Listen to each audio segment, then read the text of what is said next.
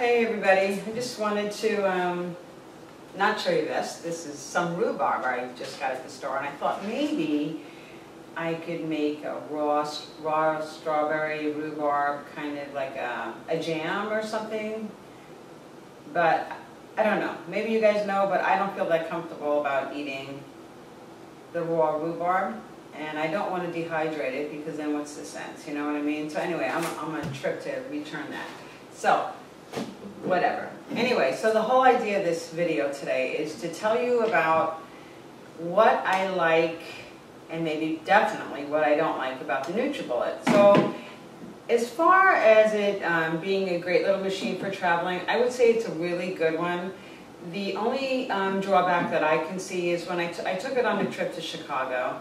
And of course, you know, you have your carry-on, then you have your suitcase, and I really don't want to pay for my bags to be checked all the time. So I had it in a big backpack on my back, and honestly, it was way too heavy. By the time I got everything on the plane and got through the checkpoint, you know, all that stress, it really was way too heavy because it wasn't the only thing I carried. You know, I take my food with me on the plane, and I bring a lot of other things in a big bag that I have.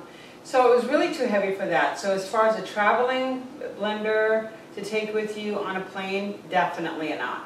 Would I take it in my car? Absolutely. It'd be great to have in my car if I'm on the road and I can get a hold of an orange and like a banana or something at the store, and I could peel that and put it in here. It definitely would make myself a great juice. Definitely, I would use it for that purpose alone. Definitely and absolutely not for traveling on a plane. Probably not even on a train. So just because the weight of that machine is way too much for me. I don't want to be lifting weights. If I'm going to lift weights, I'm going to go to the gym. So the other thing I don't like about it is I went to go make a couple of recipes that were all 80-10-10, by the way. And you know, you can fill these, there's a mark line on here, you can mark up until this point, and that's all great, but you know what, that's usually not enough to do a full recipe, and sometimes you just can't break that recipe down to beyond a half, just to make it, you know, otherwise it might not taste good, you know, I don't know, but I find it very hard to do that sometimes. I can usually break it in half, but to break it in a third doesn't always work in every recipe. So in that case, it really doesn't hold up. And obviously, it wouldn't hold up in this case, where this is the smaller crap, which you can only fill it here. So that's another drawback that I have. I would rather use my Vitamix if I'm home.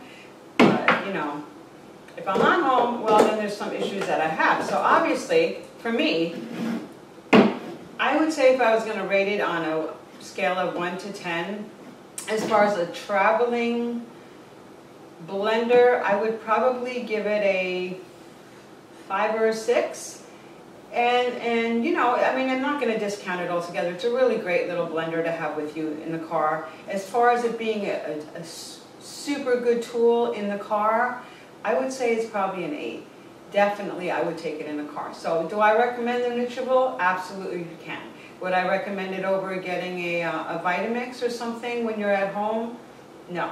Would I recommend it over another blender that I could get for the road that's a little bit lighter? I wouldn't recommend it for that. I would go with the other one. So that's my opinion on that. I hope it helped you a little bit. Let me know. Put your comments down on the bottom of the page, you know, when you see the video. And if you liked the video and if it was helpful, please subscribe to my channel, okay? I would really appreciate it. Thanks, guys. Bye.